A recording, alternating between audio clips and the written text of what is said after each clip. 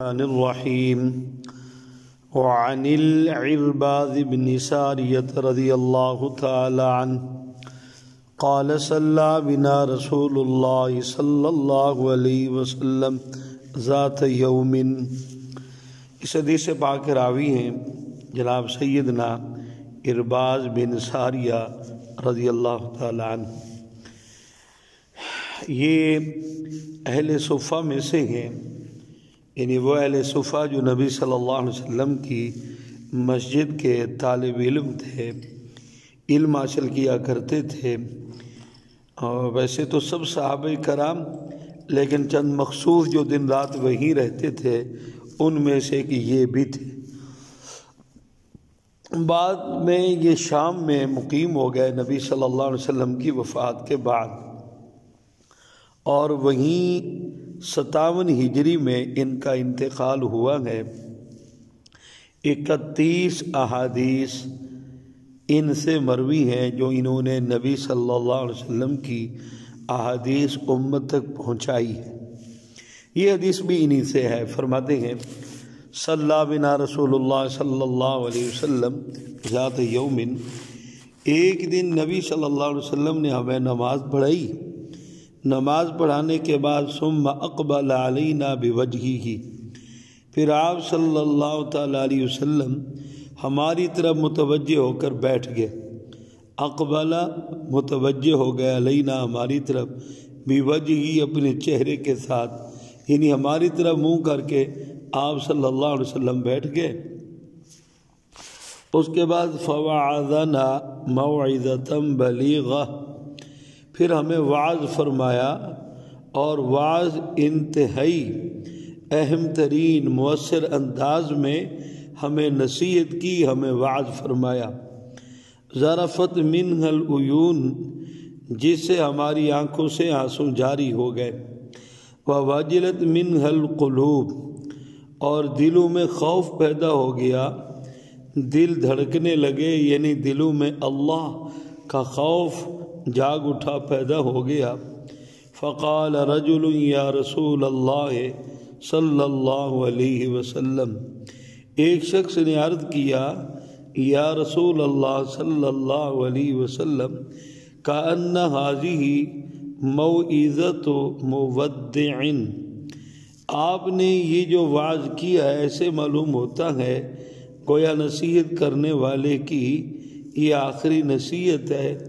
یعنی جس طرح کوئی دنیا سے جب جا رہا ہوتا ہے بڑی درد مندی کے ساتھ وہ اپنی نصیحت کرتا ہے، آج تو آپ کی نصیحت ہمیں اسی انداز کی نصیحت ہے۔ فاوصنا، ہمیں آپ مزید وصیت کیجیے، لہذا ہم کو بھی وصیت فرما دیجیے، ہمیں کچھ اور بھی بتائیے۔ فقال اوصیکم بتقوی اللہ، آپ صلی اللہ علیہ وسلم نے فرمایا فقال اوصیکم، کہا کہ میں تمہیں وصیت کرتا ہوں، بتقوی اللہ، کہ اللہ سے ڈرتے رہنا، اللہ سے ڈرتے رہنا، یعنی قدم قدم پر اللہ کا ڈر اپنے دلوں میں رکھنا۔ والسمع والطاعہ، اور اس کے بعد تمہیں یہ بھی نصیحت کرتا ہوں کہ تم اپنے امیر کی، اپنا جو بڑا ہو امیر ہو تمہارا، اس کی بات غور سے سننے کی اور فرما برداری کی۔ وَإِن كَانَ عَبْدًا حَبَشِيًّا، اگرچہ وہ جو تمہارا امیر ہو حبشی غلام ہی کیوں نہ ہو، حبشی غلام ہی کیوں نہ ہو، وہ تمہارا سردار یا امیر ہو تو اس کی بات کو بھی غور سے سننا اور ماننا۔ فَإِنَّهُ مَن يَعِشْ مِنكُم بَعْدِي فَسَيَرَىٰ اخْتِلَافًا كَثِيرًا، تم میں سے فَإِنَّهُ مَن يَعِشْ مِنكُم، جو بھی تم میں سے زندہ رہے گا، بعدی میرے بعد، فَسَيَرَىٰ اخْتِلَافًا كَثِيرًا، تو وہ بہت زیادہ اختلاف دیکھے گا، یعنی کثیراً بہت زیادہ وہ اختلاف دیکھے گا، لیکن ایسی حالت میں کہ کہ جب میری امت میں بہت زیادہ آپس میں اختلاف ہو تو کیا کرنا ہے پھر میری امت والوں تمہیں؟ ہاں میرے بعد یہ اختلافات پیدا ہوں گے، اور پھر اس وقت میری امت کے لیے نصیحت یہ ہے فَعَلَيْكُمْ بِسُنَّتِي، لازم ہوگی تمہارے اوپر بسنتی، میری سنت کو تھامنا، وَسُنَّتِ الْخُلَفَاءِ الرَّاشِدِينَ، اور میرے خلفاء راشدین کی سنت کو مضبوطی کے ساتھ تھامنا۔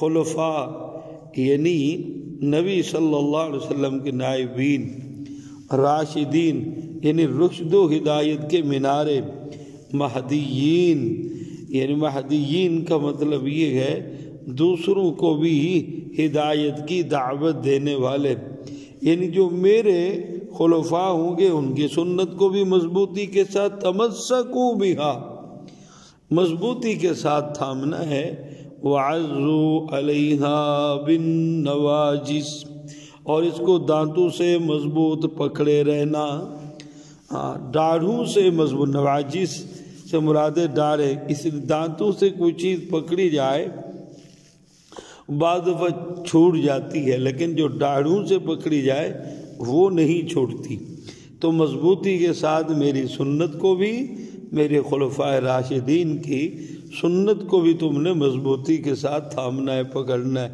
وَإِيَّاكُمْ وَمُحْدَثَاتِ الْأُمُورِ، اور تم بچنا دین میں نئی نئی باتوں کے ایجاد کرنے سے، فَإِنَّ كُلَّ مُحْدَثَةٍ بِدْعَةٍ، اس لیے کہ ہر نئی چیز جو دین میں پیدا کی جائے گی، ہر نئی چیز جو دین میں ایجاد کی جائے گی، بدعت وہ بدعت ہوگی، وَكُلَّ بِدْعَةٍ ضَلَالَةٍ، اور ہر بدعت گمراہی ہے۔